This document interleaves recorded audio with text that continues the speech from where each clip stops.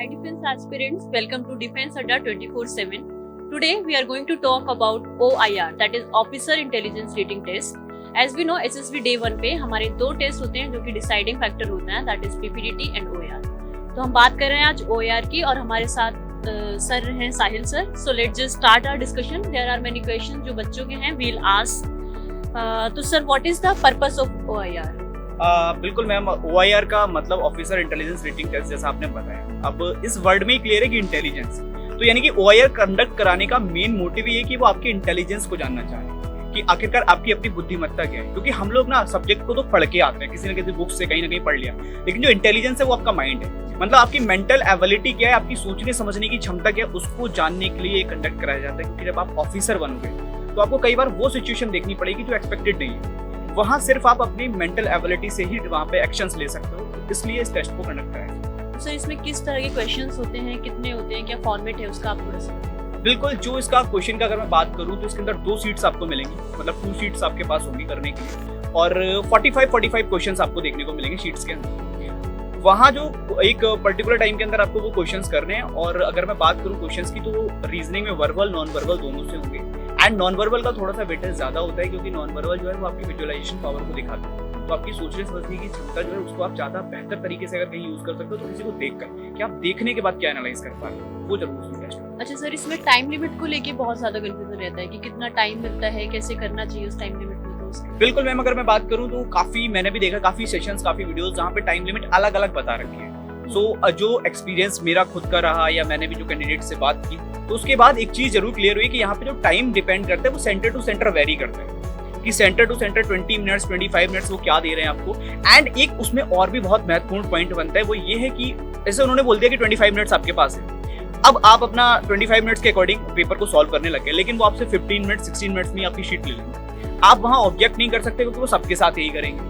तो वहाँ आपको अपनी एफिशिएंसी को स्टार्टिंग से लेकर चलना पड़ेगा. आप लास्ट पर नहीं बैठ सकते कि लास्ट में करो. कभी भी कॉपी आपसे ली जा सकती है. 25 मिनट्स बोल रहे हैं तो भी आपको प्रिपेयर रहना पड़ेगा कि हो सकता है 15 मिनट्स में मेरे साथ कुछ और हो जाए.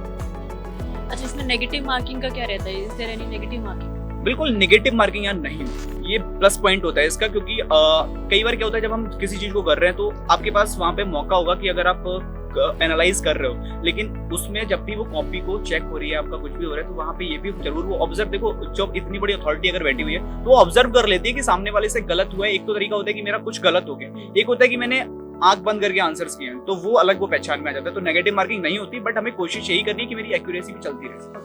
तो अगर सर हम कुछ गलत कर देते हैं, as there is a time factor, और गलत हो जाता है, तो क्या उसमें हम उसे ठीक करके वापस से लिख सकते हैं? बिल्कुल बिल्कुल बिल्कुल, ये बहुत अच्छा पॉइंट है यहाँ पे. क्योंकि दोस्तों बहुत सारे से लोगों के साथ बहुत सारे से एग्जाम्स आपने डिफरेंट दिए होंगे, जहाँ एक चीज मेंशन होती है कि अगर आपने एक बार कोई आंसर कर दिया, फिर अगर आप उसको कट करके किसी और ऑप्शन को आंसर कर रहे हो, तो वो क्वेश्चन आपका गलत माना जाता है, रॉन्ग में काउंट हो जाता है. लेकिन एसएसबी के अंदर जब OIR होता है तो ये आपका प्लस पॉइंट होता है. अगर आपने कोई क्वेश्चन गलत किया है तो आपके पास एक मौका होगा कि आप उस गलत क्वेश्चन को दोबारा से काट के सही आंसर भी टिक कर सकते हो. ये सबसे बड़ा प्लस पॉइंट है वहाँ.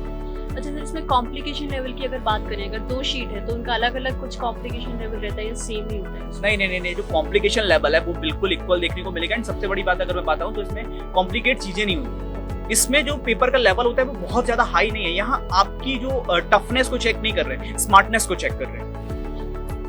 अच्छा, इसमें गुड स्कोर की अगर बात करें कि अगर मुझे स्क्रीन इन होना है, फर्स्ट डे पे 2 ही टेस्ट है ये, तो इसमें OIR का कितना इंपॉर्टेंस है स्क्रीन इन होना? OIR का बहुत सारे से लोगों को ऐसा लगता है कि कोई इंपॉर्टेंस ही नहीं है, क्योंकि सबको ये लगता है कि यार कॉपी ली 2-3 घंटे के बाद रिजल्ट आउट कर रहे हैं तो मतलब कुछ नहीं होगा, कुछ नहीं. लेकिन ये बहुत बड़ा फैक्टर है. क्योंकि आप खुद ही बताइए कि अगर आपको कोई ऑफिसर बनाने को बोल रहा है, मैं कह रहा हूँ आपके पास नॉलेज बहुत है, बहुत नॉलेज है, बट अगर आपके अंदर इंटेलिजेंस नहीं है तो आप नॉलेज को यूज कैसे करोगे? तो इंटेलिजेंस की वजह से इसमें आपका OIR का बहुत बड़ा रोल रहने वाला होता है OIR के अंदर. तो इसको अगर मैं बात करूँ SSB के अंदर, तो एक बहुत महत्वपूर्ण तरह से आपको इसको कहीं ना कहीं लेकर चलना पड़ेगा. अच्छा, तो स्कोर कितना होना चाहिए? लेट्स से कि 45 क्वेश्चंस आ रहे हैं, तो उसमें से कितने एक स्टूडेंट को करना चाहिए कि उसे लगे कि देखो, इसीलिए उन्होंने नेगेटिव मार्किंग को नहीं रखा है. तो वो नेगेटिव मार्किंग अगर नहीं है तो आप मैक्सिमम क्वेश्चंस को अटेंड आपको करना ही करना पड़ेगा. स्पीड मैटर करेगी, क्योंकि वहाँ क्वेश्चंस का लेवल बहुत बेसिक होगा, लेकिन आपने कितनी जल्दी आंसर्स किए हैं ये मैटर करेगा. क्योंकि मैंने आपको बताया ना, 25 मिनट्स उन्होंने बोला, आप प्रिपेयर हो 25 मिनट्स के अकॉर्डिंग, आप आराम से करते हो, चल रहा हो सकता है 15 मिनट्स में उन्होंने कॉपी ले ली. आप बोले मेरे तो 25 ही क्वेश्चन हुए, 20 क्वेश्चन रह गए. तो वो चीज से आपको बचना पड़ेगा, वहाँ आपको स्मार्टली जाना पड़ेगा.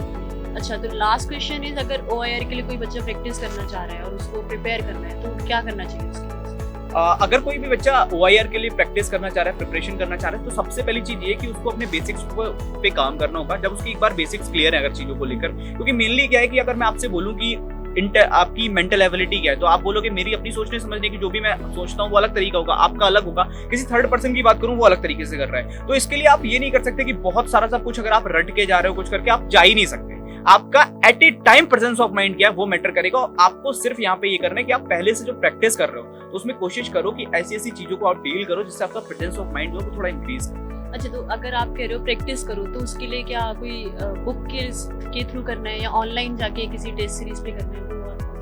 बुक, मैं सबसे पहली चीज यही बोलूंगा कि OIR के लिए अगर आप प्रिपरेशन कर रहे हो, इवन या SSB के लिए अपनी प्रिपरेशन कर रहे हो, किसी भी चीज के लिए प्रिपरेशन कर रहे हो, तो एक आपको गाइडेंस की जरूरत पड़ती है। एंड गाइडेंस आप हमेशा प्रॉपर पर्सन से लो जो कहीं ना कहीं उस एनवायरनमेंट को देखा हुआ है, उस एनवायरनमेंट में को फील किया हुआ है। क्योंकि अगर आपको, मैं मान लो मैं अगर कहीं गया ही नहीं, मैं अगर मान लो दिल्ली नहीं गया और कोई मेरे से पूछता है कि दिल्ली में यार वो वाली जगह पे ऐसा ऐसा है, तो मैं उसको कुछ नहीं बता सकता उसके बारे में। तो हमेशा आपको अगर किसी से भी सुझाव लेना है, आपको गाइडेंस चाहिए, क्योंकि गाइडेंस की जरूरत हमेशा पड़ती है। हर गेम के अंदर एक कोच चाहिए आपको, तभी वो प्लेयर बड़ा बन सकता है अगर उसके ऊपर एक कोच का। तो आप गाइडेंस हमेशा एक प्रॉपर पर्सन से लो जिसने कहीं ना कहीं उस एनवायरनमेंट को फेस कर रखा है।